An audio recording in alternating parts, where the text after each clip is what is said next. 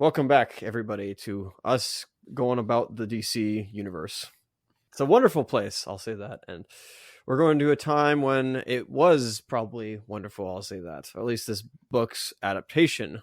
Yeah, following up on our recent, I'm hoping to get that review out before this. So Oh, we'll have a really? giant review of the book coming, or already come. I'm not sure yet.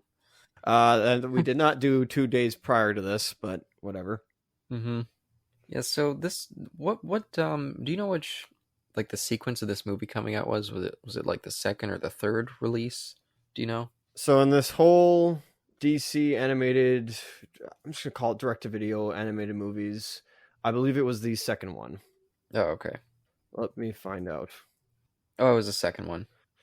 It was the second one, Yeah, but even though it was the second one, it's going to be our first of the films, which is how we originally started. Our whole thing was going to be let's cover all the DC animated films, but then we got derailed by Jason and his wonderful selection of picks, which was great. I really enjoyed checking out that series, but I'm happy to finally get to the movies after all this DC time. Universe animated original movies, also known as DC Universe original movies or DC Universe movies. Oh, that's a mouthful. Yep. From 2007 to present, and yes, I'm looking it up on Wikipedia. DC alumni such as Bruce Timm, who mainly served as executive producers until Dark Knight Rises, or Dark Knight Returns, but returns since Gods and Monsters. Interesting. Yeah, and you said you listened to the commentary on this one, right? I only listened to the commentary of Mr. Darwyn Cooke, and didn't even finish that, so... Was there multiple commentaries on the disc? Yeah, there was two. So up front, I have the commemorative edition that they put out, I think, a few years ago, and I found it at Best Buy, and you only bought it on YouTube, and did not receive any of the special features that come with it. Nope. One was a look at Darwyn Cooke and kind of a tribute to him when he passed away back in 2016. With a few friends of his in the industry. Dan DiDio was one of them. A controversial figure, but be as it may, it was nice to hear about him or hear him talk about him. And then there was another one about Darwyn talking about the book itself, just like giving a book synopsis, not a synopsis, but like just things he knew about the book, even though the liner notes exist. And there's two other ones I didn't watch, some trailers, and there's commentaries by him, and then the bunch of directors. So maybe Butch Ludick and Stan Berkowitz are amongst those, I think. I don't fully know. I'll go back and watch it, but yeah, okay. Let's get this all started, everybody. Here. If y'all guys, ladies, and those in between have it at timestamp 0, your legally or illegally purchased copy of this. I know for a fact it's not on VHS or anything beforehand, on DVD or Blu-ray. I don't think there's a 4K yet, or digital, what have you. Doubt it.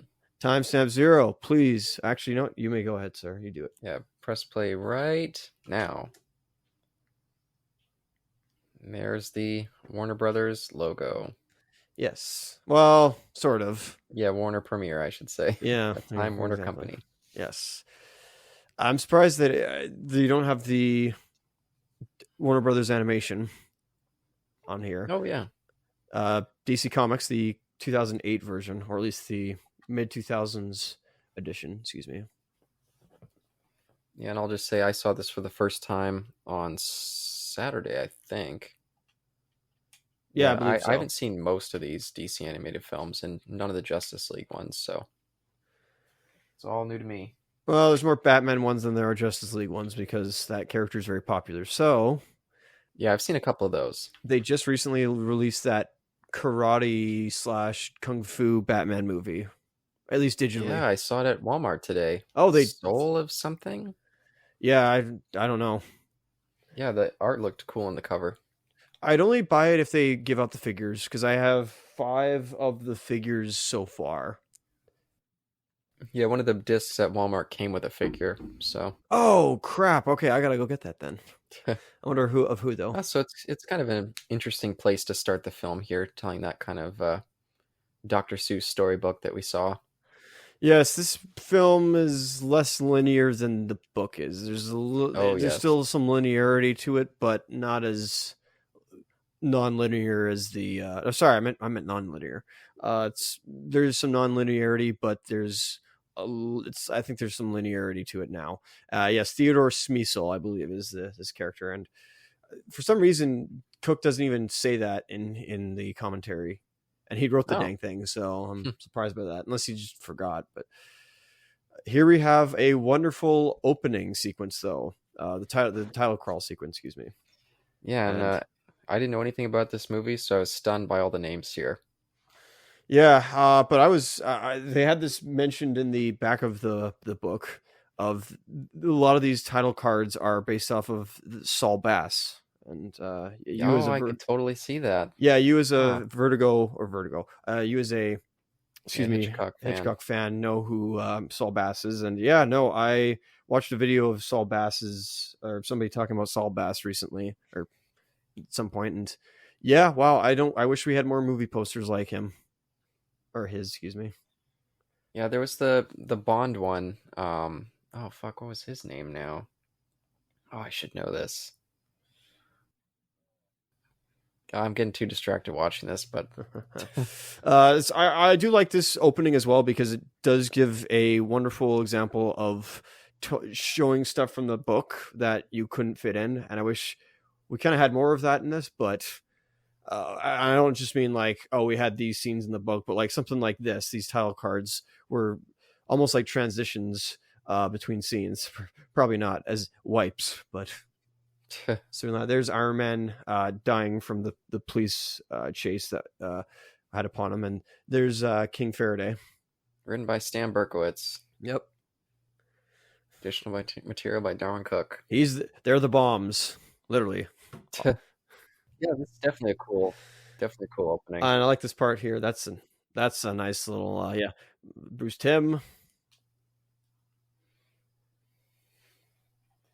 I gotta turn my volume down here a little bit. Directed by David Bullock. Not Harvey Bullock. Well, he's in the film. Actually, no, he's not. Never mind. Yeah, Nope, I don't nope, think nope, he nope, nope. is. He's not. He's not. I apologize. So, other than two other not title cards, other dates, we don't do this afterwards. Yeah, I thought that was too bad. It's nice that they put Lois here, though. It's a good way to signal that she's nearby. Yeah. Or wait, is she in the helicopter when he gets picked up? Yes, but there is no helicopter in this. Oh, is there not? Oh. That whole sequence is cut. Oh, okay. See, since I watched this last, I read the comic almost immediately afterwards, so Yeah, and it sticks in your I got mind, eh? things mixed up. Yeah. Yeah, what do you think about the CGI integration here? Of course, it's always a point of contention that people don't like it, and I'll just say up front, I was hoping for a little more Incredibles and the Iron Giant, and that we don't get. Well, I'll go into that a little more later on, but whatever. I've seen it. It's CGI is here to stay, and Mm-hmm. in this case, it was, I think, to give the animators help. No, not help, but I don't want to say a crutch, but it certainly helps. It definitely helps, especially with lots of complex movement like this. I will say I like what the demonstration of how Hal operates as a fighter pilot, where he kind of is a daredevil and just Yeah. goes at the enemy, but without shooting them, and they panic and run into each other. I think that was pretty cool.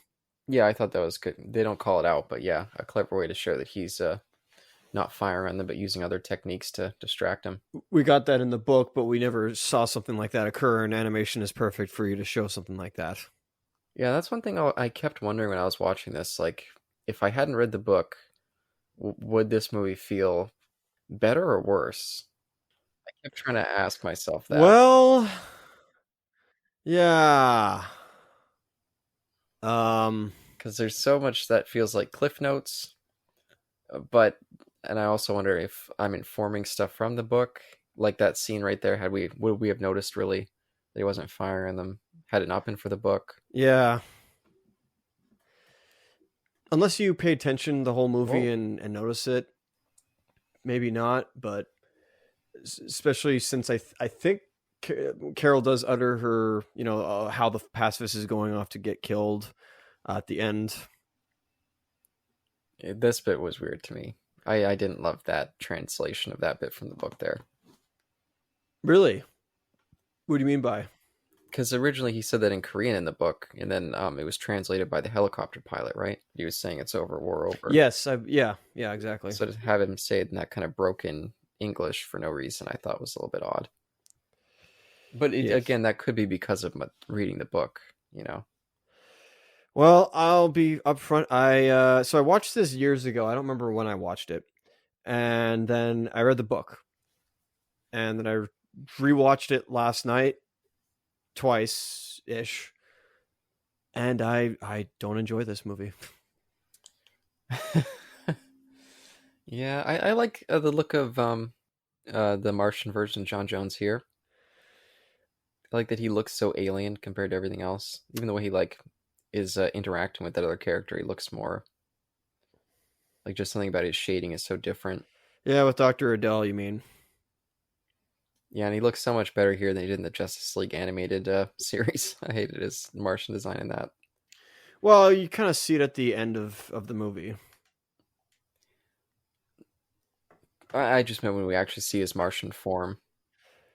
Oh, you think it looks better in this than his actual Martian form? Oh yeah, then I see your point. Okay. Yeah. Oh, there's the title card. Oh, I guess so. yeah. I struggled to enjoy it as well, and I felt bad. I was like, maybe I should have watched this before I read the book, but then I was like, maybe I would have spoiled parts of the book. Probably. It's hard with these kind of adaptations. It's hard to know. Well, here's the problem: 70 minutes. That was the first problem. That's a big problem. Yep. And this is a two-parter movie. This needs to be split into two parts. Yeah, but I guess was Returns the first time they did that? Yep. And the only time really they've done that. Except for Death and Return of Superman. Yeah. But that's just my personal opinion, at least. I'd also like to say I don't think... I love Andrea Romano. I'm probably going to bring her up a lot when we do Avatar, but I don't know, man. Something about these performances... Yeah, nobody's a little odd. This is Lucy Lawless, right? Yep. From I always think of her from BSG, but or at least lately I've been thinking of her from BSG. But originally, what was that show again that she was in? I can't. Xena Warrior Princess. Yeah, there you go. Yeah, I mean, I understand why they would think she was the right choice, but yeah, she doesn't really pop in this role. It doesn't quite. Comes off a little flat, I thought. Yeah, you could say that. I don't know. I feel like everybody's rushing through their lines. Yeah, I guess I can see that.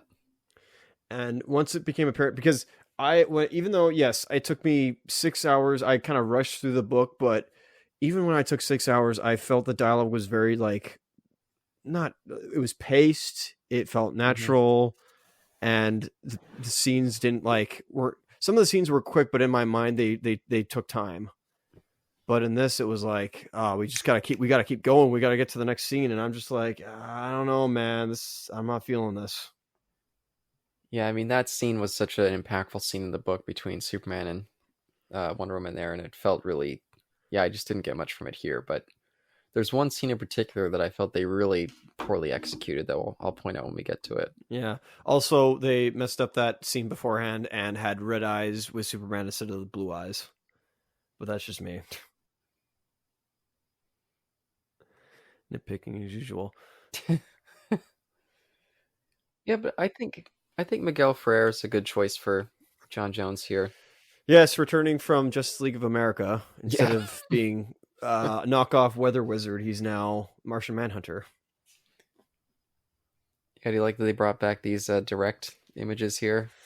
So apparently, during the commentary of Darwyn Cooke's, and by the way, he seemed to be not okay. From all when I watched that, when I watched the little tribute to him, or his the doc. I don't know if documentary is the term, but like the tribute to him. A lot of people said made it sound like he was a control freak. Not fully, but he was very particular about his work, and apparently in the scene of when Marshall Manhunter was watching the television, he had Lucille Ball, excuse me, and the guy from the Honeymooners. Oh, As he like Martian Manhunter shapeshifts into them one panel, and he wasn't allowed to, and he was very miffed about it. Let's put it that way to DC or to yeah, Warner that's Brothers, excuse fair. me. Oh, so what do you think about this scene? I think I was actually confusing this scene when we talked about the book in our review. I was remembering this scene as if it was in the comic, but I don't believe Yes, it is. this is not in the book. This is animated only. Hmm. Yeah, and instead of Wonder Woman being the one to tell Superman, "Oh, you need to be a leader," it's Lois Lane instead. And yeah, I guess that's okay, but I guess by the way, Wildcat and Cook. So he's not fighting Muhammad Ali, he's fighting a guy named Cook. And Cook Yeah, did was you like, also "Yeah, notice right." that they took the Sinatra out of there as well? They just said Yes, Frank. they did. Yeah, they just said Frank. But and this scene here with the dice, I don't believe was in the book either. But I think it's okay Yeah, though. it wasn't. Yeah. Where is I going though? Yeah, sorry, I derailed you there. Yeah, now I lost my train of thought. You were talking about Darwyn Cooke, control freak kind of vibe. Yeah, and again, not fully. Yeah, yeah. That's the what's his name? That's the guy from The Simpsons as well, and a live action actor. I forget. Hank Azaria, or I can't hear the Not voice Hank right now, but Azaria. He's Fat Tony. oh, Fat Tony. Yeah, that Huh. actor. Yeah, I can't place it right now. I just like to say don't not I don't hate the actor who plays Iris, but that's not the voice I had in my head. Let's put it that way. No, yeah, I feel you there. Yeah, the guy anyway is still a crooner, so Oh, yeah, here's a little bit of the fight. yeah, but that's all we get, and Yeah. I don't know.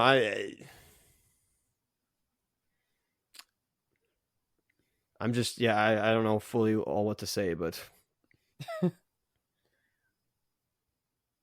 Yeah, I felt bad watching this because I was like, I mean, maybe people love this when this came out. I mean, I'm sure people were really excited to have all these animated movies, but like maybe it was reading the book in such close succession made yeah, this feel so like Cliff Notes. But it certainly is Sparks Notes almost. And I'm like, oh, there's a complete story oh, here.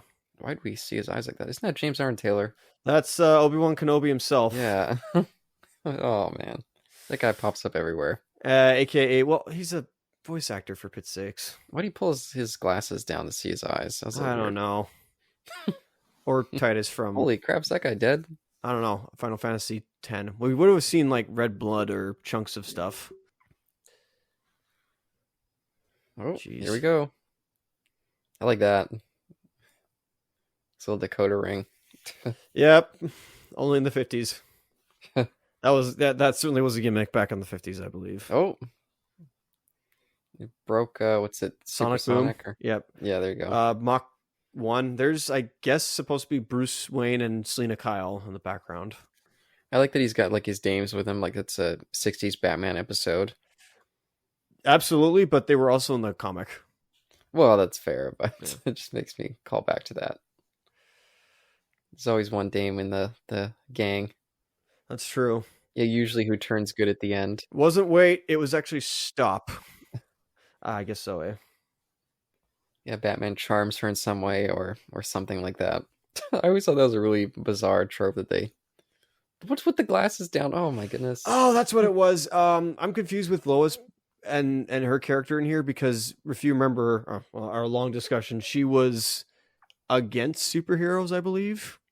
Yeah, and like one line though, it was weird. Yeah, it was very weird. And I think I even said that I thought maybe she was like putting it on as like the you don't want to be associated with being a communist or something like Yeah, that. maybe. One thing Darwyn Cooke Oh, liked about this was that we actually see where the yeah. bombs are, and I'll give him that. It Yeah, I like was that too. That's fun. and they still get the little part of him like zooming across Las Vegas, and that is pretty cool. Yeah. Oh, but did he catch them all? I guess the trick wasn't the trick in this one. What do you It mean? What really was the was trick? just because the trick was he said there was 6 bombs, but he really only planted 5. Yeah, there were only 5. Yeah, but Flash didn't mention anything about that. It just looked like he found all the bombs. Oh well, wait a second. Oh wow, there's actually 3 henchwomen. Yeah, that's weird.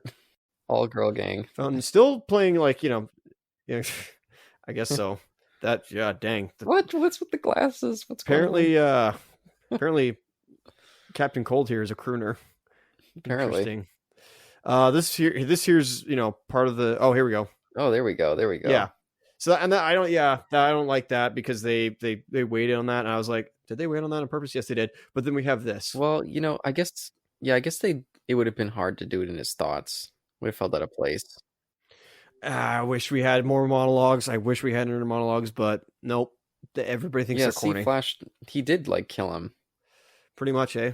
Yeah, I guess Flash maybe doesn't have the no kill rule. Like I said, I didn't really read any Flash comics or have much exposure. Well, it was only because he got Iris involved, and here's where we at least get like one part of the book I liked, which was like it's snowing in Las Vegas, and Flash just being like, Yeah, if only the music wasn't there. oh yeah, I didn't like the music in this. No, me neither. It felt a little TV. And it certainly does. This does feel almost like it's a Justice League episode. Yeah, it makes me think of Mask of the Phantasm. I feel that same way with that. Yeah. It felt like they were going to do it for TV, and then they just got a bit of a bigger budget. And it's like, hey, you got to go to a movie. It's like, okay. Right. You got it, son. Yeah, maybe this would have worked better as a miniseries. Oh, certainly would have. But right, I can tell you up front right now, I actually don't like the characters, or like the look of the characters. Excuse me. Yeah, they're a little too blocky. Yep. But yeah, and I do actually think the more I've seen some of the later, like Tim Universe films and stuff, I'm not a fan of some of the design choices that they went with later on. But it's too streamlined. It's Batman the Animated Series had a lot more like flowy, fluid animation in a way, and they started getting a lot more blocky. Probably for saving money. I shouldn't. I don't want to sit here and complain and be a sourpuss about this, but I just noticed that everything's very blocky and very stilted, and I'm the guy that always is like, yeah, you can do anything in animation, but they limited themselves to. I mean, I'm not saying I want. Could have been budget. Yeah, there you go. That's it. I'm not saying I don't want animation here, but the book itself was not like completely bombastic and but I don't know, in my head when I was reading it, it was like very fluid, and then the scenes wrote themselves or animated themselves almost. Yeah, there's a beautiful movement to the art. I mean, again, like we talked about that one scene when they're like up in the elevator, and then in the same I think it was a 2-page spread or a 1-page spread when they first go to Ferris Aircraft. Oh yeah, and they go down. It's beautiful. Yeah, you just infer the movement. Your eyes like naturally look from where the balloon bubbles are to like where they are again. It's wonderful.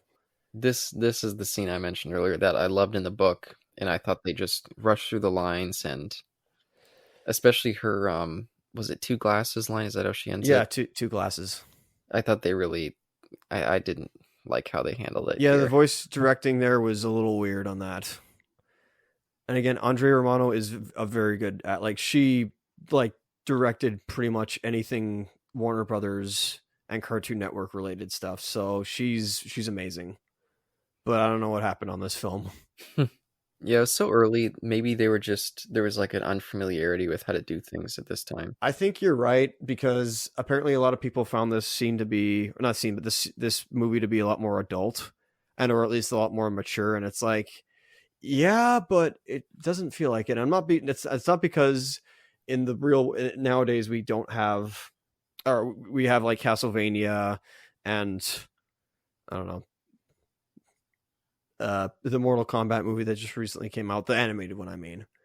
Oh, I didn't see that. Yeah, no, it's pretty good though. It was pretty decent. I think it was kind of like running off the coattails of Castlevania, but doesn't matter to me because it's actually kind of explains Mortal Kombat's origin. Anyway, sorry. Back to this. Oh, I gotta check that out. But even Returns feels like they handle the darkness or handle the more mature element better. I still don't like some of the animation though. I wish they could have gone a little more with it. Oh, and Returns. Yeah, Yeah, I can agree there, but that's a little. Before we keep going, sorry, I just want to say that sure. scene with Hal and Carol, was animated or storyboarded by Laura Montgomery, and we will see more of her in Avatar. Oh, She's cool. kind of, I think, a regular with Warner Brothers, and yeah, she's amazing. So we'll get more into her later on, but I think she did what she did with that scene was okay. Like it's pretty much shot for shot of the book. But Yeah, close. in this scene, I forgot changes that John orders his friend to go around into the back, and then he just phases through. I kind of like that. Um, and then Darwyn Cooke mentions that in this scene in particular, I actually don't like that. that's fair. Pardon me for quickly getting past this. He mentions that the fighting in this scene is very natural, whereas a lot of people nowadays, he said, was cutting, especially in animation. I'm like, oh, that's funny. Yeah, that's fair. That's weird that he's just sitting there kneeling. Like that even seems more obvious that something weird's going on with him. That's fair. I mean, kind of inferred that in the book that he was paralyzed with fear because again, it's fire, so it's his kryptonite. But he was like on the ground, like his excuse when the guy comes to him is that he got knocked over from behind. That's true. You can't really say it there. He's just like kneeling over, like That's true. Anyway, what were you saying about you didn't like the idea of him phasing through? yeah. It just he's so worried about people finding him out. I mean, to phase through like that, anyone could have seen him. He knew those cultists were going to be there.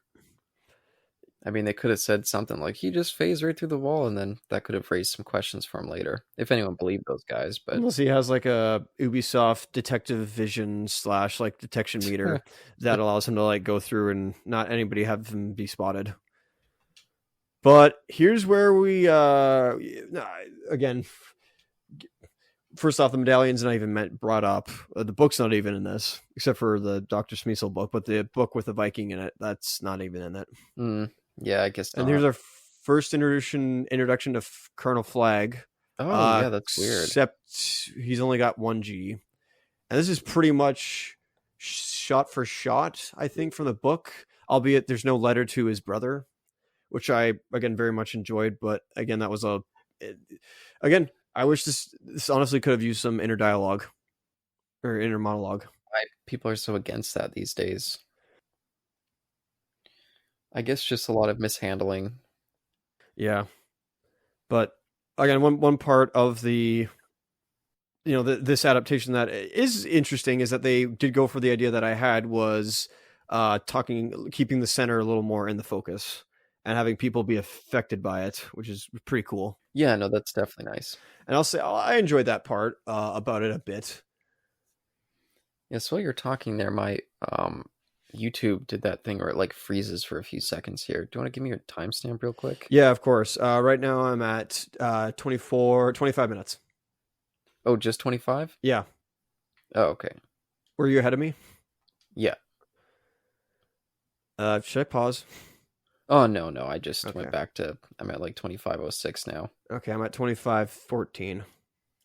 Oh, okay. I'll move up a little bit more. Okay. This is always the problem with remote podcasting. I'm sure we're close enough. So here's a new scene where we have not Larry, leader, I forget his name, but the scientist that we find at GCP headquarters. Yeah, writing the center on a page right there. Yeah. Yep. Is Helen driving now? Pretty much. Cool. Again, we had some inner dialogue, I believe, or I think I know they were actually talking to each other. That's right. Yeah, but it's nice that they show him here. I mean, I didn't feel like we needed it in the book, but it just helps streamline things a little bit for this movie. I'm pretty sure the dialogue in that scene is different from the book. Yeah, I think so too. Yeah. Yeah. Oh my. Oh, yeah. right to hear. Yeah, we do. Like we waste no time whatsoever. Like it's start and go. I wish this movie had been. Go ahead.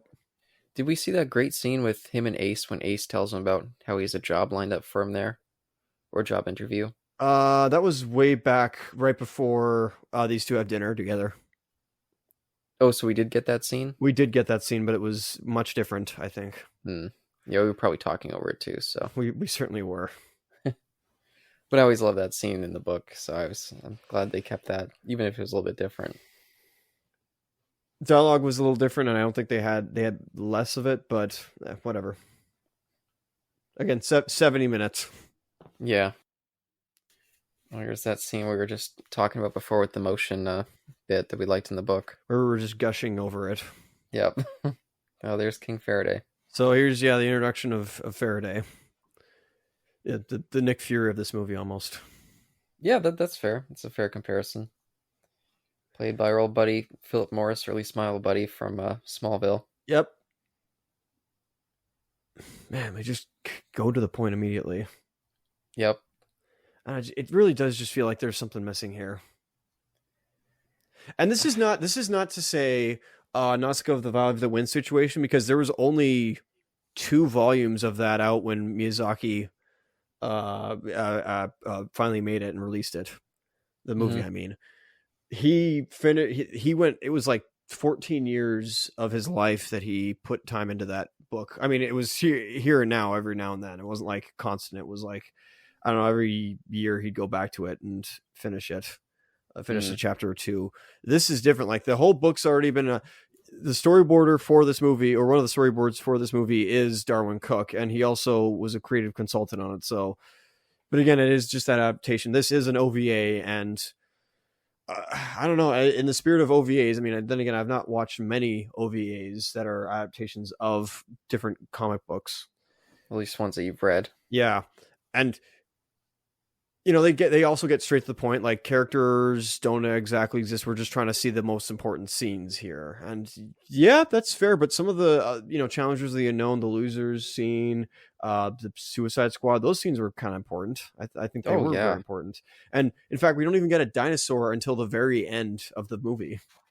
Yeah, I think all that stuff really fleshes out the universe and kind of the vibe of the time. And this scene in particular of the confrontation between Batman and John just goes by way too fast. Especially, go ahead. I will just say I like Jeremy Sisto. I absolutely agree. He's wonderful as Batman, but he is just speeding through the lines, especially the whole like Book of Matches speech that goes by too quickly for me. I'm like, no, that's fair. Delivered perfectly, but that was way too fast. Now, do you know if he comes back for more Batman stuff in the future, or? That's a good question. The guy who plays Commissioner Gordon on Gotham actually voices Batman in year 1.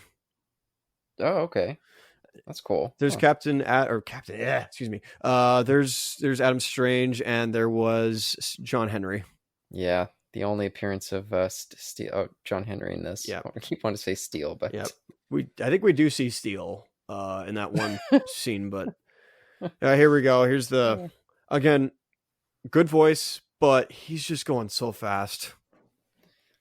Yeah, it did. Yeah, the impact is a little bit lessened. Yeah. I wish that he would have turned back to the Martian. Oh, there we go. Yeah, there we go. See?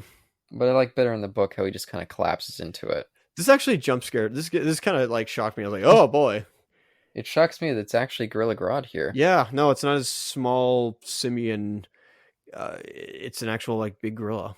Yeah, it's like it's not actually the trap. Oh wait, but yeah, he's like a robot, right? Yeah, he's just a robot. I mean, I don't know what he was in the original either. It was weird what he was, but it just disordered his. I think he was just a prop with like some disordering bomb or something like that to really mess him up.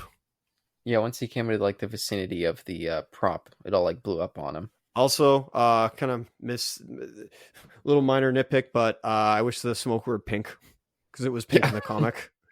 That's really nitpicky. Also, yeah, here's where Darwyn complained. He was like, "Why isn't that Faraday?" Yeah, that should be Faraday. Yeah, and it's not, but whatever. That's really strange. Yeah, along with that pink, to another thing that is pink is from Akira. This is also not an Akira problem of where it's a phone book length adaptation where it's only 2 hours instead. No, it's just this is I and again, New Frontier is only 200 or 200, 400 pages, whereas Akira is 2,000 pages. But they were able to make that movie into something coherent, and this as well. But again, it just feels like things are going by very quickly. And Akira also had that problem as well, where they would go past a lot of scenes sometimes. Well, I'll be honest.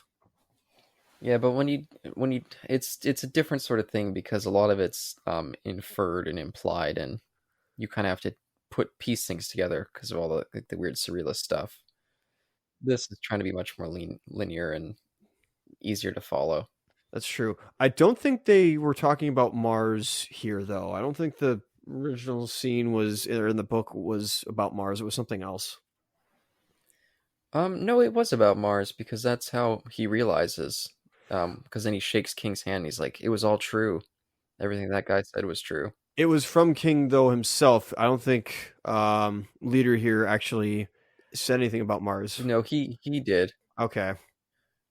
because that's why he meant it was all true. Like everything that crazy guy said was true. Okay. Fair enough.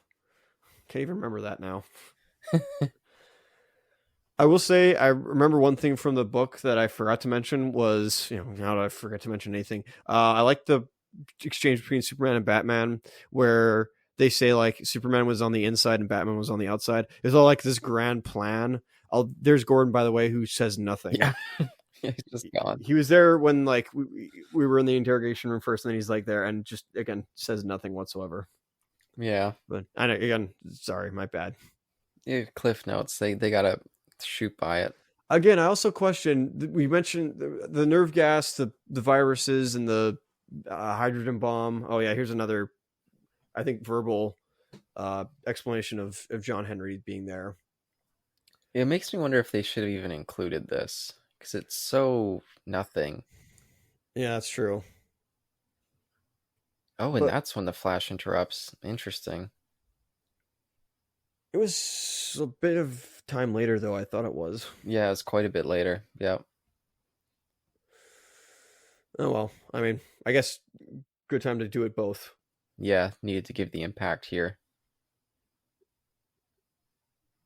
It wasn't even Cronkite in the original that was giving the report about John Henry. It was that, at least in my mind, Rod Sterling character.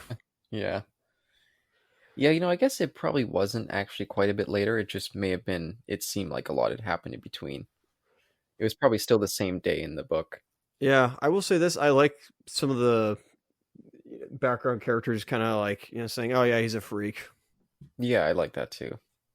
Oh, here we go. This is nice. Here's another. Yeah, there's Rosa Parks. I guess I missed that part. And Malcolm X in the background. There's first introduction of Ray Palmer. There's the Losers.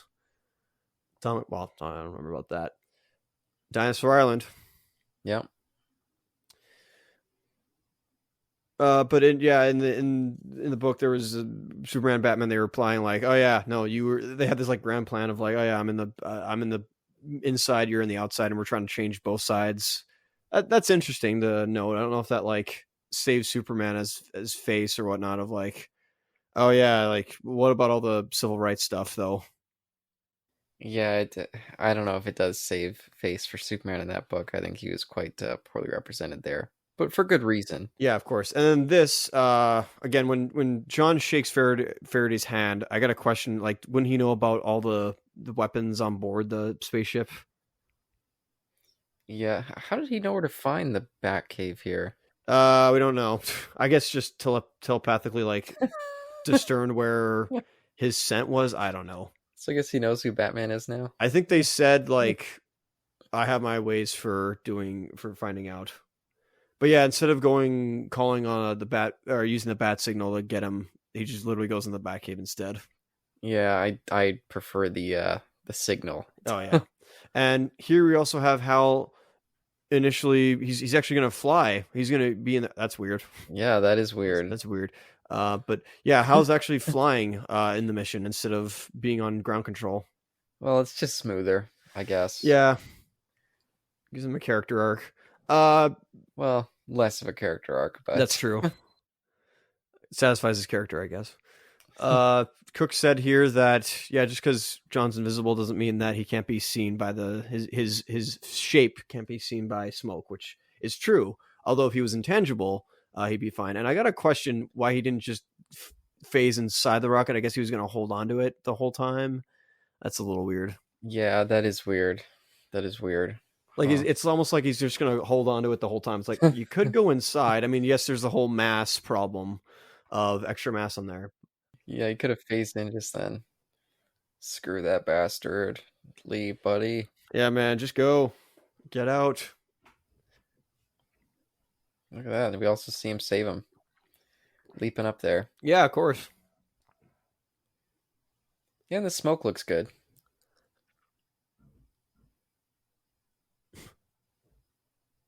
I will say when they go into the atmosphere, it kind of is. It is pretty good. Yeah, the smoke is actually really good.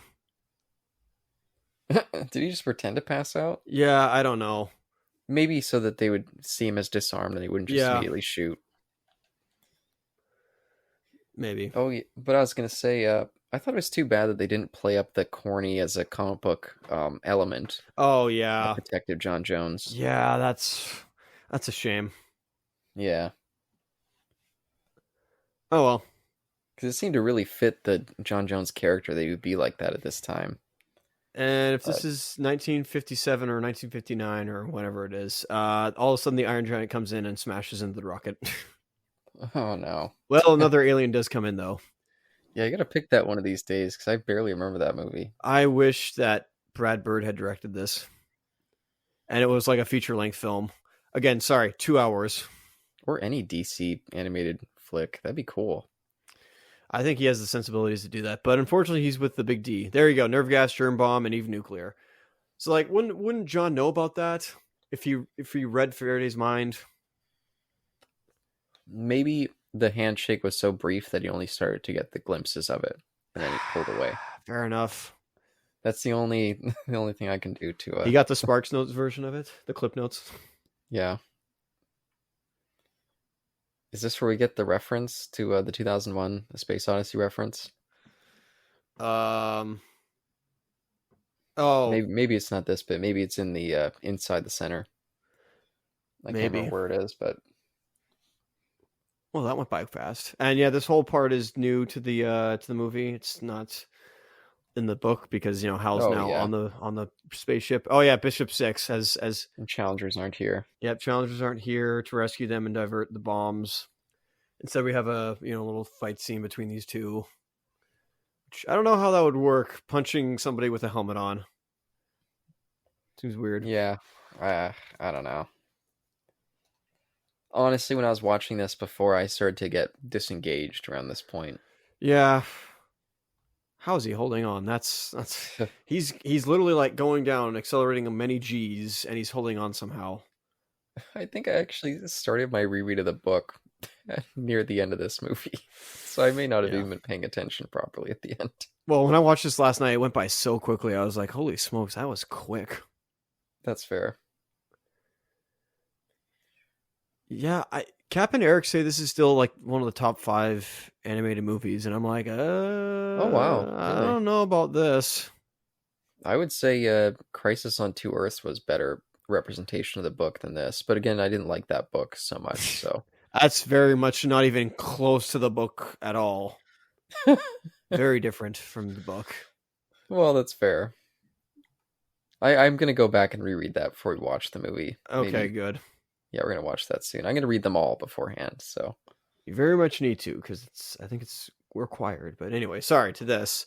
Yeah, Rick Flag finishes the mission and without Grace alongside of him, but to see what things could have been. But oh well.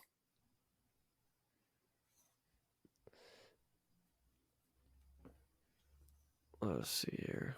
So now we have another scene of Bishop 6, whoever that is, coming back. yeah, here we go. Only saving one guy this time. Not even Yeah. burnt up. Got a little bit of muck on him. Space dust. Muck, that's singe, man. That's I don't know, it's space dust. That's like, friction from the atmosphere. She sure touched him. He's not a little crispy. Cook praised the scene for it being dialogue lesson. Yeah, that's fair, but I don't know. The animation doesn't make it look as great. Like if it was animation from the Iron Giant, oh man, that'd make it look beautiful. Yeah, it's too bad. I wish we had someone on here who's more positive on this film because I do Yeah. feel bad judging it so harshly compared. Well, yeah, but it's the whole like, well, an adaptation is better than it not being here at all, or it not being put out at all, being created at all. I can't speak right now. I guess that's fair. I probably wouldn't have read it otherwise. I would have still read it even without this. Yeah, but I had such a bias against Justice League books or team books in general. I never read Avengers books either. Still don't. For whatever reason, I just got a weird bias against team books. I always think they're kind of No comment. silly and inconsequential for some Ultimates. reason. You gotta read Yeah, Ultimates. I enjoyed that. The bit of it that I read, the first three Yeah. issues. Um, I like this change actually here. well, it sets up something that's a little weird about how. Well, we'll see in a second, but yeah, back to that other scene. That felt like a weird shot, but oh geez, yeah, with Superman being talking to Faraday about him that was interesting. Right here, it says things have changed here. A lot of again, out of nowhere. That's a little weird. Yeah, it's a very different representation of Superman than we had in the comic. He's much more the typical kind of proactive and not so passive. Even though he has the whole not being partisan speech at the end, but again, here where the Amazon that she was fighting had none of this dialogue of her like kind of attacking her for not being a leader or being a bad leader. I guess I don't know. It's a little weird. I came out of nowhere. Much time in the world of men and not enough time on the island, and we need a real leader. No, I kind of like that. It did come out of nowhere, but Yeah, it gave that scene a little bit more tension. yeah, I guess so. Even though it didn't really matter because it was I don't know. Is the island was coming to destroy them all. So Yeah, it could almost make you wonder if the center is putting off like a negative vibe. Like maybe had it not been coming close, then maybe she wouldn't have had attack like that. actually, Darwyn Cooke explained this in his commentary that it's targeting literally evil, weak-minded individuals. Oh, okay. Yeah. Cool. So I mean, that's word of God. So I believe that, or at least maybe not evil, but like those with weak minds. Is it targeting and like feeding on it and building that feeling, or just attracted to them? Either attracted or possessing the attracted beings, or the weak beings. Pardon me. So that's like Captain Cold was weak.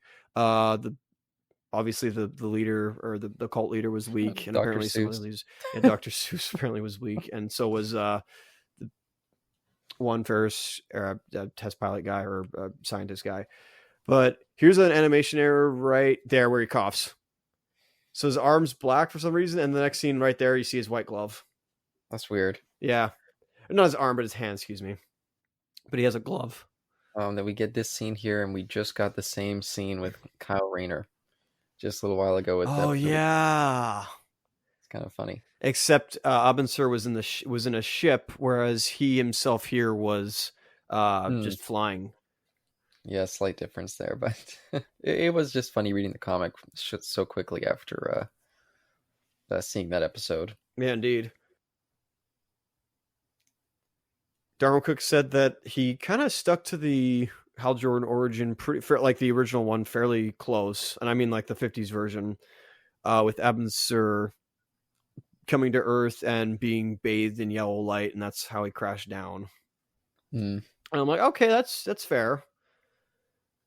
Yeah, I can't remember if they do that in the movie too, but yeah, I was gonna say I don't know about the movie, but it's been a while. So it's nice that they kind of kept this here, but was that the first reference back, or maybe it was in that scene with Ace and him? I'm sure they mentioned it there. Of what? Of him being about him being beat up by killing that guy in the war. No, I think actually it was moved to with Carol in their dinner. Oh, okay. I actually was surprised by that. I was like, oh wow, they actually did it in that instead. Oh man, there's some of the Kirby circles almost. I don't know if you saw Hmm. that in the background. I wish we had the scene of him like putting it on and we see like the Kirby circles, the weird energy in the background. That was a good scene in the book. Yeah, all this stuff in the book. This is some of my favorite stuff. All the Green Lantern bits. A lot of the again, this is a movie where you literally just take all the story and again use them as storyboards. Every panel is a storyboard, and they did that, but I don't know if they did that perfectly. Another quick thing here is that this scene was storyboarded by Joaquim dos Santos, another heavily involved member of Avatar, Oh, cool. and writer as well. So Oh, again, a regular at Warner Brothers Animation, I believe, and Cartoon Network. So actually, with Laura Montgomery actually directed the Wonder Woman movie, the next one after this one. oh, nice. Yeah, I'm looking forward to getting to those. Yeah, I mean, never watched that one, so even though I own it. Have you seen most of these, or would you say like half or less Up than to a half? point, I saw half. I'd say I kept up with them. I say I haven't watched Wonder Woman. I didn't watch both Green Lanterns. I meant to, but I never had a legal platform to watch them. I should have just watched them illegally. I upfront don't like the Assault on an Arkham movie. I thought that was pretty dumb.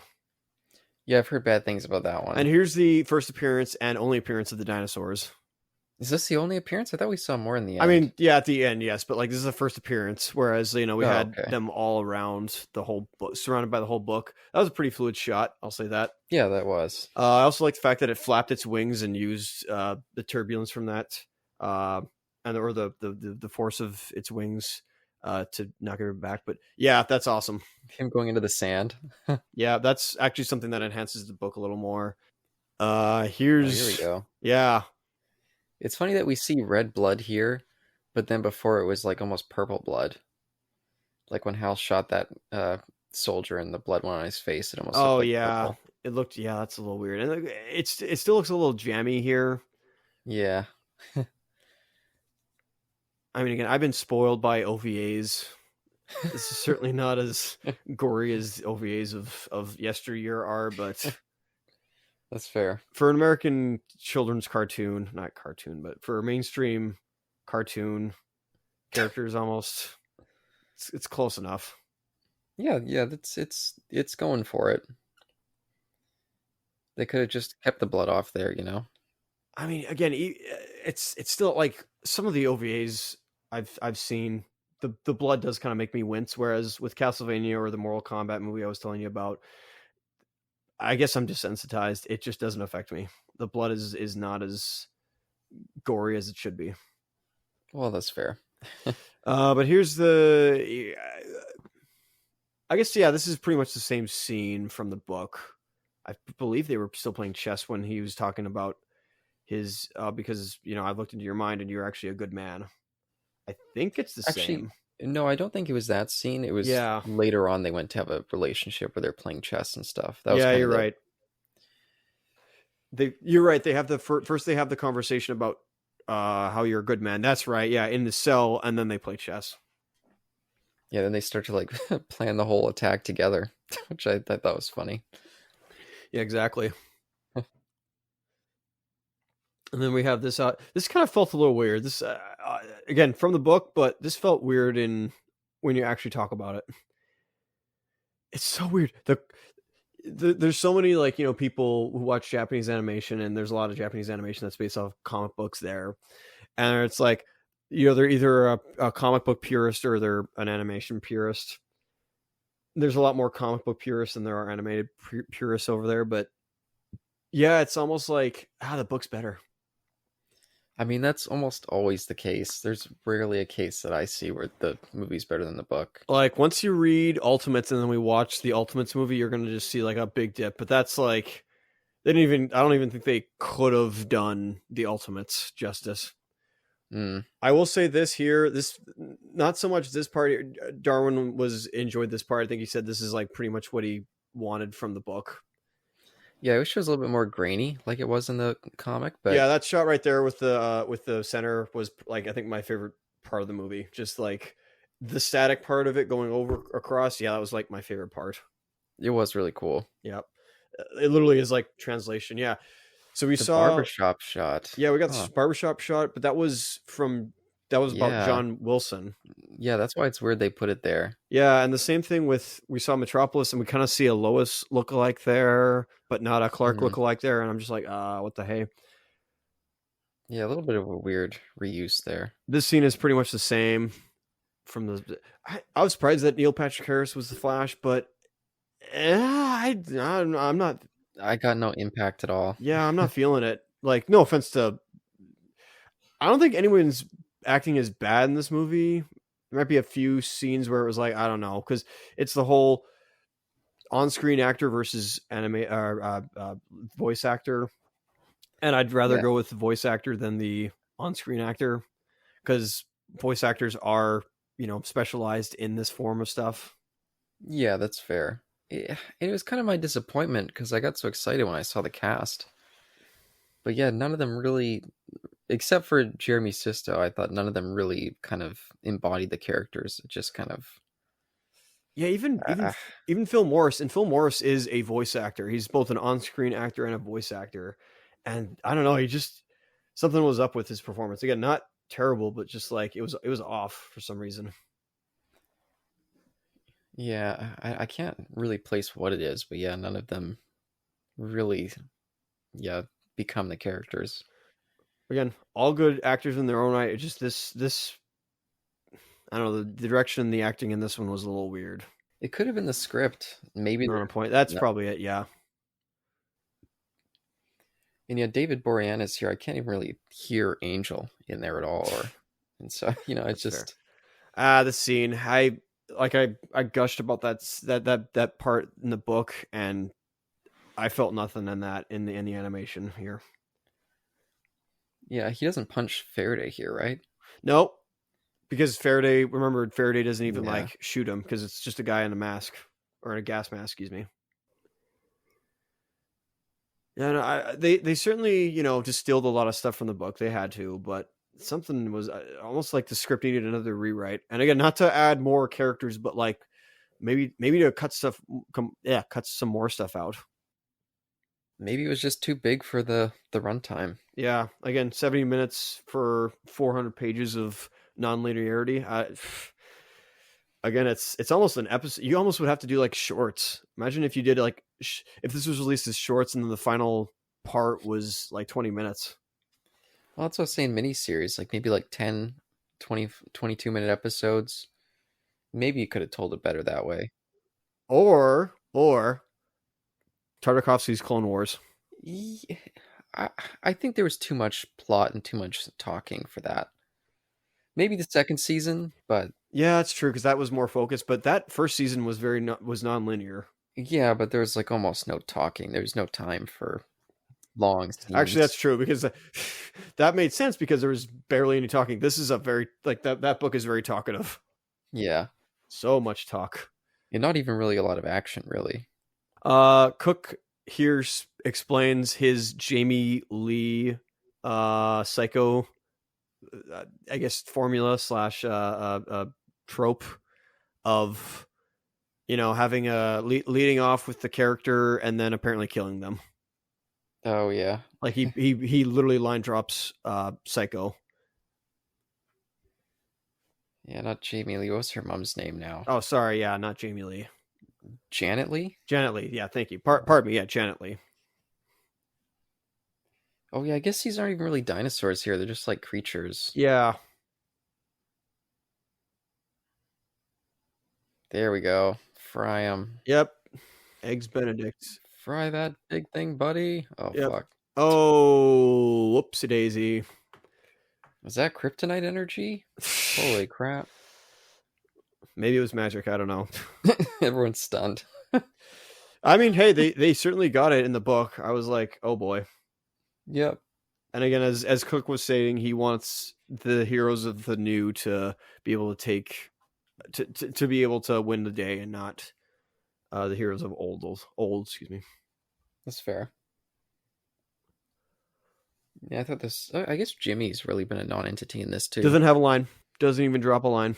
Yeah, I guess you wouldn't even really know that was him or think that was him. Yeah. except for just the connection to Lois Lane. But oh, Again, I no offense to the actor, but that just did not sound right in my head when I was reading it. yeah, it's maybe in the future. Maybe we should try not to compare so much because it's hard actually. It's like impossible. I it's honestly hard because I think Christ on Tours is a better adaptation. You're right in that it deviates a lot from the book more. Yeah, and to be fair, I think I mentioned this before. I didn't like that book when I bought it. I bought the comic and the movie pack. Yep. And so I didn't even bother watching the movie until like 2 years after I read it. So it was pretty rusty in my brain. Whereas I prefer the book over the movie, but still like the book. Again, the movie is supposed to be a Justice League, a Bruce Timm Justice League episode, but I longer. could see it. I could definitely see it. But they eventually don't do that. Anyway, so here's Ray Palmer out of nowhere. Not really. I mean, we set him up with the book, but that's pretty much it. Yeah, he was as set up here as he was in the comic, basically. Except Adam Strange goes to get him, and instead it's Batman who grows to grab him. Yeah, Strange isn't in this though, right? No, he is.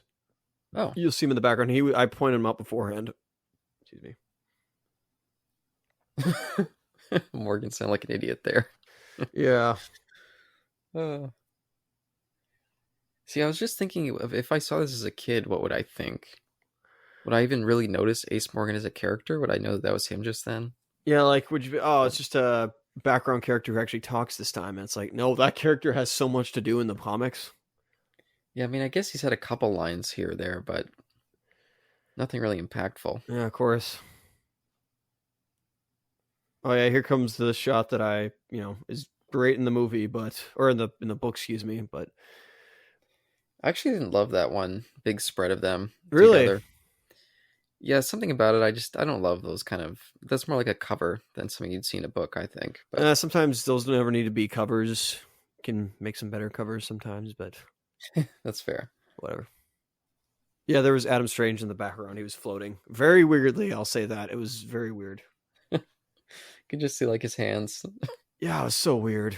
It's honestly very weird. All right, let's go, boys. Let's go. Still better than Iron Giant.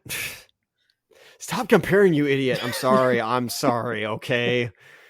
Whoa, That's not a bad shot. I'll say that with yeah. the planes going out. That's pretty cool. And the water and the background. Yeah, that's pretty cool. But all of a sudden just transitions to daytime. Like, what? Do you know what year the Crisis on Tours came out? 10? I think Oh, it wow. was 10 and same year as Under the Hood. Red Hood, excuse me. Yeah, wow. Only 2 years because I remember the animation being so much better than this. Oh, this looks so weird. Like their firing Yeah, is honestly like, yeah, I don't know. it does look weird. Hey, was that dragony looking guy? That was kind of fun. Yeah. Oh yeah, who looked like Haku almost. Yeah. um the animation is a little weird here. Yeah, it's like it's getting almost too complex for them to handle a little bit. Something like that.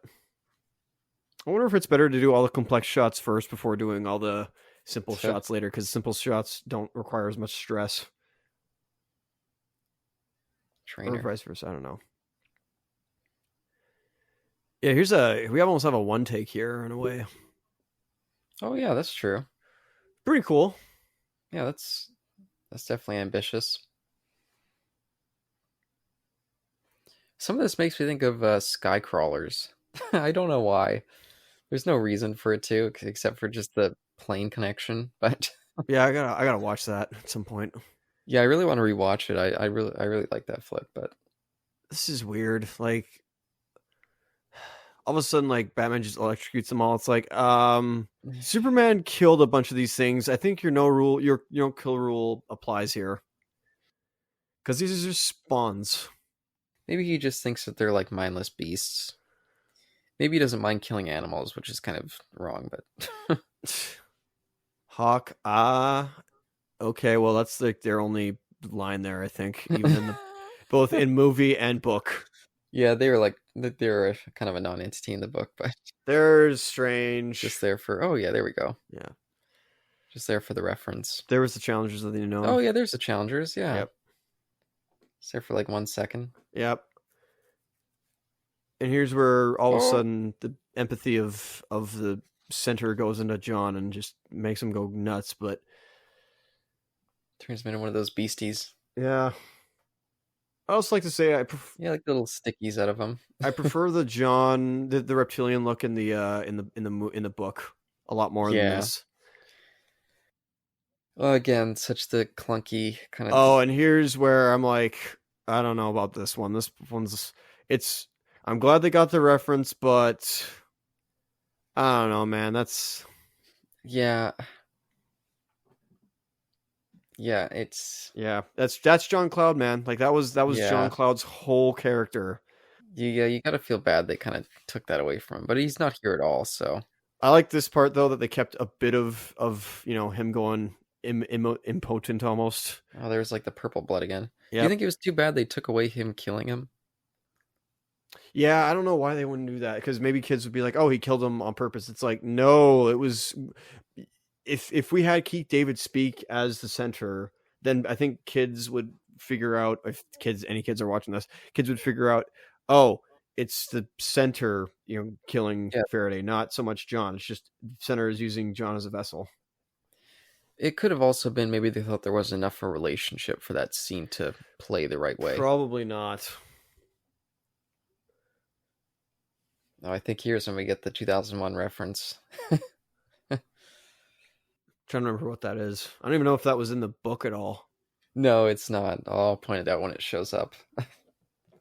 I mean, of course, this all you could say is 2001 in a way, but yeah, I mean, it was already in the book, but right here. Yeah, we at least get some of this, but I love this stuff.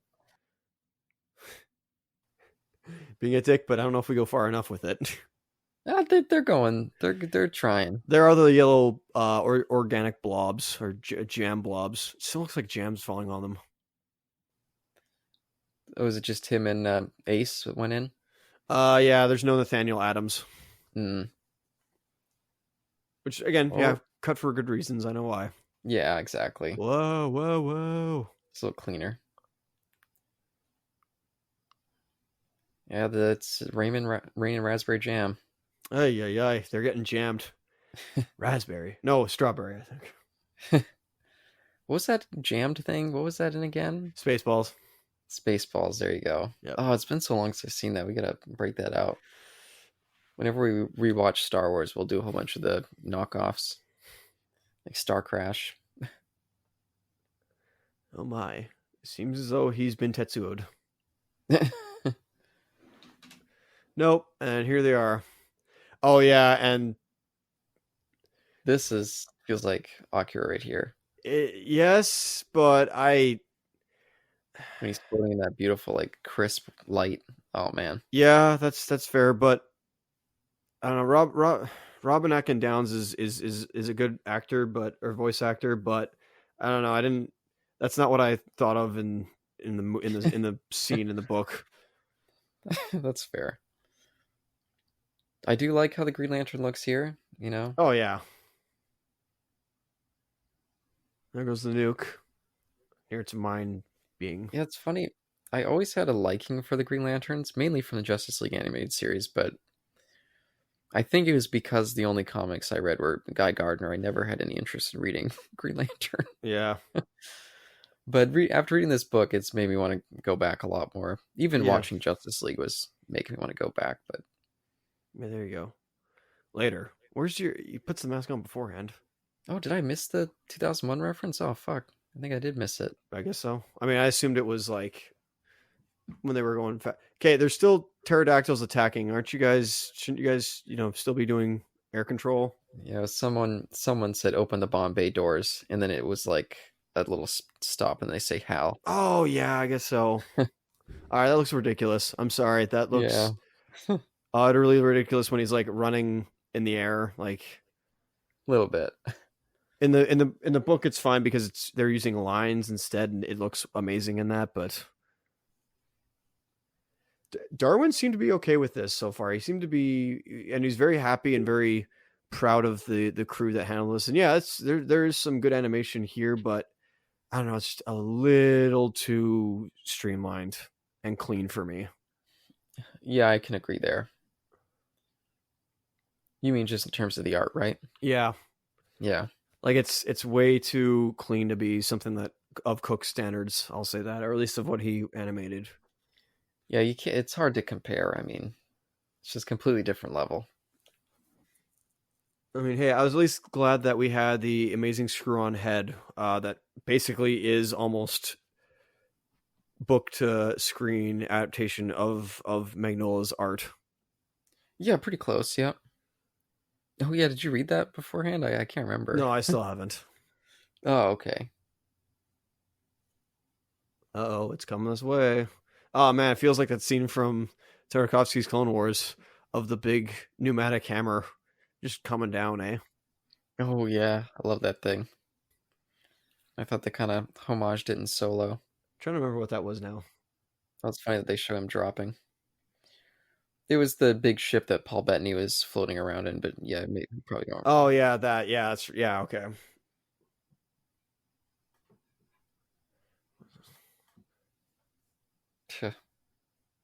Yeah, it's too bad we didn't get more Keith David too.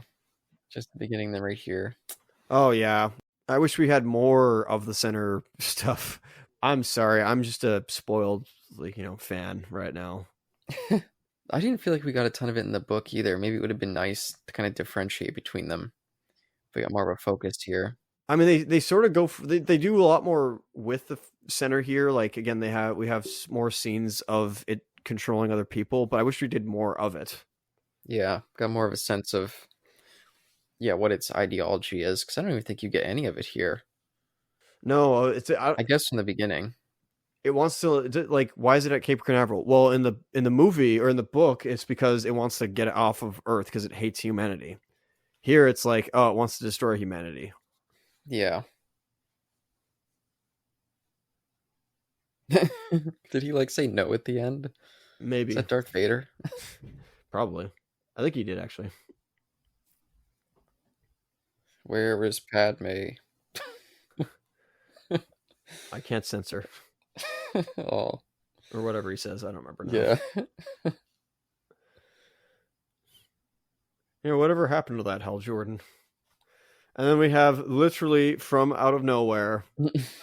Yes, Cook admits he wanted to do more with, the King of the Sea, but, couldn't do everything, which is okay. But he at least set up the fact that he exists. And we had another line drop of all the fish surrounding the center of counterbalance or counterflowing the turbulence of it. This comes out of frickin' nowhere. Yeah, that's fair. And we got that 2 pages of Aquaman only, but it's better than this. Also, King Arthur of Atlantis. Come on. Not King of Atlantis. I would have actually preferred the ending that Cook had in mind, which he never had, which I don't know if you know about. Nope. So initially here's what we can talk about. The book was going to end with Superman and Aquaman on an island. So Aquaman saved him and got him to an island somewhere. I guess Bermuda, maybe. Cool. And it would have been very more introspective and cautionary, and that would have really been cool. But he cut that because I guess he wanted to again do this scene of the New Frontier and have it be a lot more hopeful. And the fact that Superman was shirtless and so was Aquaman, and he was came across as gay.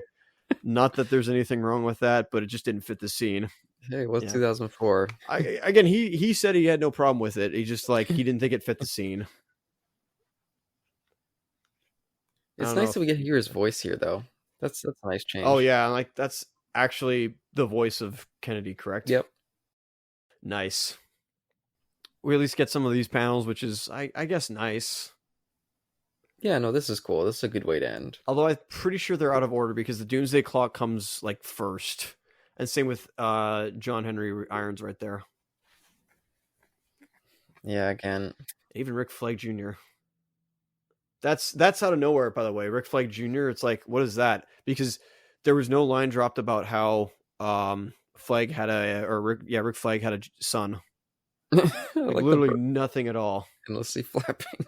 There's a few more added characters here. I think Riddler's added there. I thought Riddler was in there. Maybe not. Joker's added in there because there's a giant Joker that they fight Yeah, with the at the end. guns. Yeah, Yeah. and that's right from the book. Yep. It's just straight up Darwyn Cooke image. Yeah. Fun fact that apparently at the end of in the book that I missed this, he actually pointed this out to me in the commentary of not the commentary but the commentary of the book in this is that there's apparently an image at the end of when the center gets destroyed in space of like this piece of it that looks like a star, and he's implying that maybe that piece was Starro because they look similar and they both have mind control abilities. So maybe Starro is just the center. I don't know.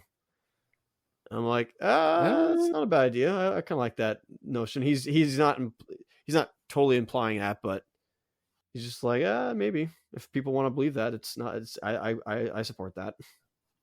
I forgot to point out my old buddy Kyle MacLachlan playing Superman there. He's okay.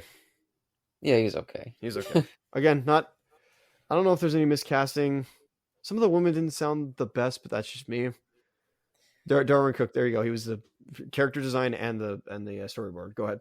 Yeah, Lucy Lawless. I can't really see her as Wonder Woman for whatever reason. You would think it would work, but I don't know. The voice just doesn't Match click for me. Yeah. I'm a little miffed. I mean, I know they did some stuff. Like they went to the trouble to put the Wonder Woman commemorative edition as a trailer and the Harley Quinn movie, not movie, but like Batman and Harley Quinn animated feature, which you don't want to know about. But they don't have the decency to put in the credits Batman created by Bill Finger and Bob Kane. They just have Bob Kane still there. And it's like, come on. Yeah, because I was watching all the Batman stuff a little while ago. I think it was on Mask of the Phantasm and also Forever and Batman and Robin. Yeah, just said created by Bob Kane. Oh, golly. I mean, I know that was only recently finally, overturned, but like, come on. Mm-hmm. Like they put out this commemorative edition. I really was expecting them to at least add that now. Like from going forward, add that to everything now. God, do you remember Bob Kane's wife in the Schumacher Batman movies? I don't actually. She plays a character called Gossip Gertie. So annoying. I Jeez. forgot how annoying it is, but anyway. There's David Bullock again. Main title concepts. Yep. I forget who did the title. I think it was. I don't know who did the title, but whoever did the title cards in this, like for the Saul Bass inspired title cards. Yeah, do it again, please. I want to see more of that. If only. It was too bad we missed out on the Wonder Woman kissing Superman scene too. Oh yeah, that. It's too bad they cut. But yeah, overall, as the first of our DC animated entries, I was kind of let down by this one. Flipping my sign. Kind of made it apparent before, but not feeling it.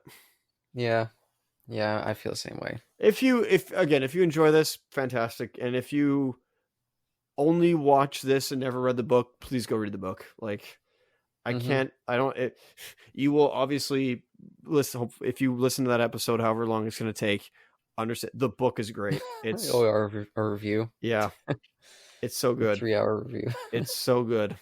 Like, yeah, you guys all have to read the book, please. Yeah, it's excellent. And I feel bad because it's so, I don't want to say cliche because I think that's stupid, but it's so overdone with comparing books to movies because it's always better. It's always better. Yeah. Save for maybe a few instances. There are, of course, several exceptions to the rule, but that's specific. It's not always the rule. Thank you all for watching another version. Another edition. Well, yeah, version of the DC Universe. Yeah, and I guess we'll just quickly lay out our little schedule that we've got here. So we watched this one. We're going to watch the next two Justice League films that came out before Flashpoint Paradox. Yes. That's Crisis on Two Earths and Doom. Yeah. And I've seen the next one, but I've not seen Doom, and I know that Doom's a direct sequel, so I'm Well... It's okay. Oh. It's complicated. Oh, okay. Oh, based off a comic? Yeah, it's based off of the Tower of Babel by Mark Wade, excuse me. Oh, okay. And it's Dwayne McDuffie's last directed movie, or directed feature, excuse me, Oh, and written. Did he direct it? I think he did, but before he died of cancer. oh, that's too bad. Yeah, another great soul lost to us. Yeah, it's gonna be depressing for that episode. Yeah, I'm gonna try to at least do some research on that one. But after we're done with those two movies, then we're gonna be moving on to our Superman retrospective. We already jumped the gun a little bit by covering that episode with Jason, but yeah, we got a ton to cover there, so that'll keep us busy for a while. Mm-hmm. If your family are trapped, I don't know, on Cape Canaveral or something like that, and the center has control of your mind, and it's telling you to do despicable things, what do? Do you do it with them? No, you just go instead, start chewing quantum physics chewing gum, because that'll certainly send you away packing, and you'll be in every place and every time and nowhere in particular. Peace.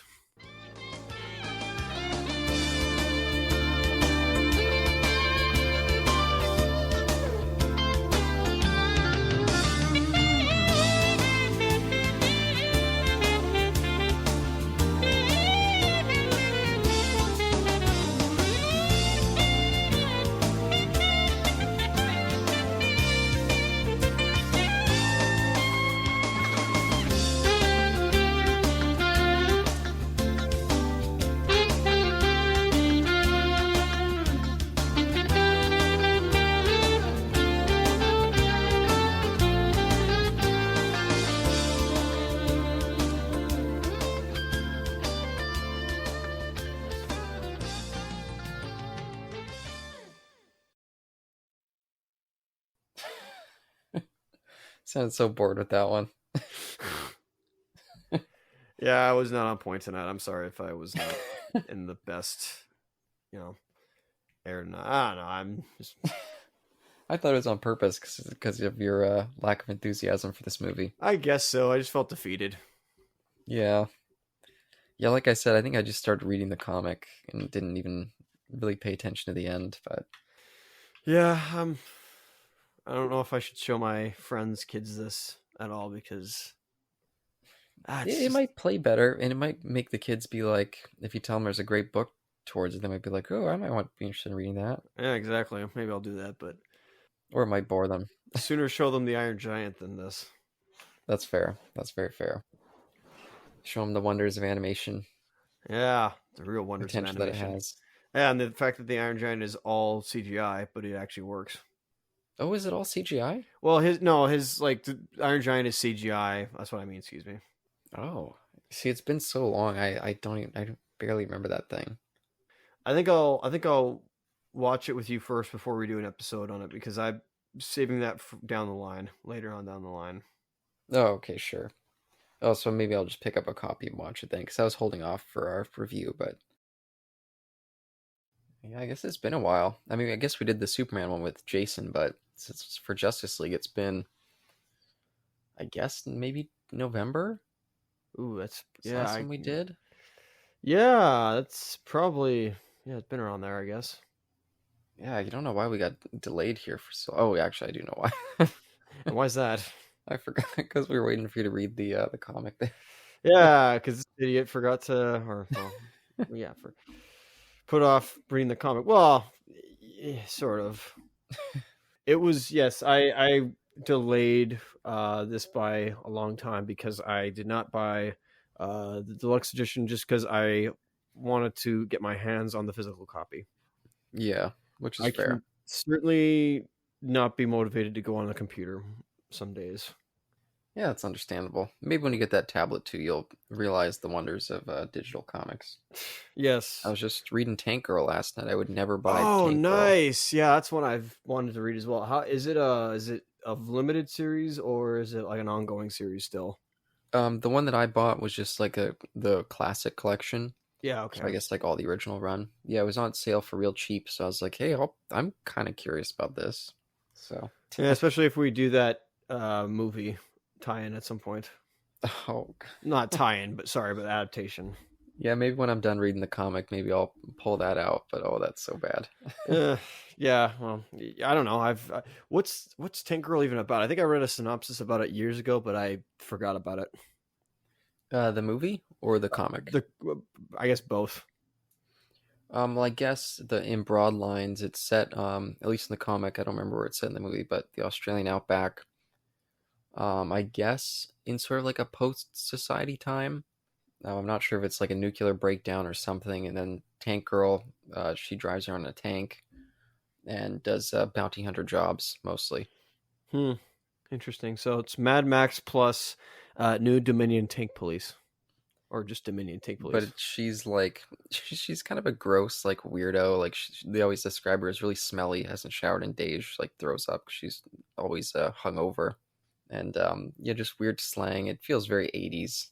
And yeah, the first issue, she like has to go track down like a kangaroo gang, so it gets real weird. And they even put those kangaroos in the movie, and they look so horrible. It's just embarrassing, just embarrassing. What was that one kangaroo movie? Kangaroo Jack? No. Oh, yeah, that's Kangaroo Oh Jack. yeah, Yeah. yeah. That level of nuts. No, that's CGI. In the movie, they decided to just do people with makeup. Ah, okay. Yeah, and it's got some of the worst wire work I've ever seen. Oh my. But yeah, we'll get to that eventually. Yeah, maybe we can talk about that in the stinger, because I was even going to ask when we were struggling to fill time a little bit in there. I was going to ask, but I was like, maybe that would take too long. So, Of what? Sorry. oh, of books that we thought did better than, or movies that we thought did better than the books. I want to save that for a conversation with Johnny because he might have some ideas there. Oh, okay, But sure. maybe throw a few out. You just throw a few out, eh? Like, why not? Well, I do really love the John W. Campbell novella for Who Goes There, but I think The Thing is a better. I think it just makes some better choices. I think both But work. Honestly, like that's the Carpenter is an adaptation of it, yep. but the book still or the short story still stands on its own. Oh no, it does. It's excellent too. I love both of them, but some of the telepathic stuff I thought was just kind of a little needless in the book. But that's one of the only ones I can think of. As sometimes I lean towards Jurassic Park, but I don't think it's actually better than the book. I think it's just I like some of the choices there better. There's separate stuff, honestly. There's separation between two, and I'm fine with it because the movie you get a lot more emotion in it than the book, where the book is a paper almost. Yeah, and Crichton's always cold. He's always cold. Yeah, and sometimes Spielberg's sentimentality can be a little bit annoying, but I think it plays Still haven't mostly read that one. okay in that film, and I just like their John Hammond so much. Absolutely. Speaking of Spielberg, Jaws. Oh yeah, I haven't read the book, but I know you read it, I so did. Again, stuff in the book that they didn't pick up with, but I think the movie's a lot better than the book. mm. That's what I can say. And as I guess stating on Spielberg, I didn't realize he was doing a lot of novel adaptations. But again, I have no opinion of this one. Ready Player One. I definitely like the book a whole ton more, a Okay. whole ton more. But I was actually, since we were mentioning Saul Bass, I actually think Psycho, the movie, is better than the book. I do like the book, but I think the movie plays better with the suspense and the mystery of it all than the book does. I didn't realize that was a book. Yeah, it's a pretty good book. I would recommend reading it, but I do think the movie is a little bit better. Um, but same with Invasion of the Body Snatchers. Again, I like the book, but I think the '70s movie is better than the book. Yep. Oh, The Mist. Stephen King's The Mist. The novella's not one of his best novellas, but still, I would say worth a read, but not great. But the movie's great. Oh, 2001: A Space Odyssey. I like the Yep. movie more than the book, even though I do like the book. Only read that first one. I got to go back and read the rest of them, but Ender's Game. yeah, I never read that book, but Yeah, and I never watched the movie either. So, yeah, I've seen the movie. It's okay. well, Apocalypse Now. Oh, you definitely like the book more? Well, no, I still haven't finished it yet, but still reading it. But I don't know actually. Well, but it's not a direct adaptation though. Yeah, but that's kind of the thing. That's one of what I'm saying. Like maybe you like what the movie does with the story better than you liked what the original book did. Because again, I think that first Who Goes There, I think is a great novella. Like Yeah. I think I've read that 3 or 4 times, and I love going back. But I think more the tone and the apocalyptic vibe of the movie, I don't think is quite sold in the book in the same way. So that's one of the reasons I like the movie more. Hmm. Yeah. I don't know. Yeah, not a lot of examples. I mean, I don't know about Top Gun. yeah, never. I've seen that movie, but it's been so long I don't remember a thing about it. But never read the book. Yeah, with the I mean, again, as Johnny mentioned, it's more closer to reality than it is fiction, but it's not the same. Yeah, I mean, I don't want to branch into short stories because I really don't think that's fair. But It's a whole other topic, eh? you know, Reanimator. I think that original story by, I think that's one of the more poor Lovecraft stories. It's like in a weird serial format, which I didn't think played well at all. But the movie's great, but completely different thing. I just realized that with with short stories, they can almost be a student film in a way. Yeah, that's why Stephen King he does a thing called his dollar babies, and that means he only charges $1 for his short story adaptations. And Oh, so a that's lot of cool. directors have done testing ground stuff in those. Yeah, I always thought that was a cool thing he did. That's pretty generous of him, even if he hates film, or at least, sorry, his stories being on film.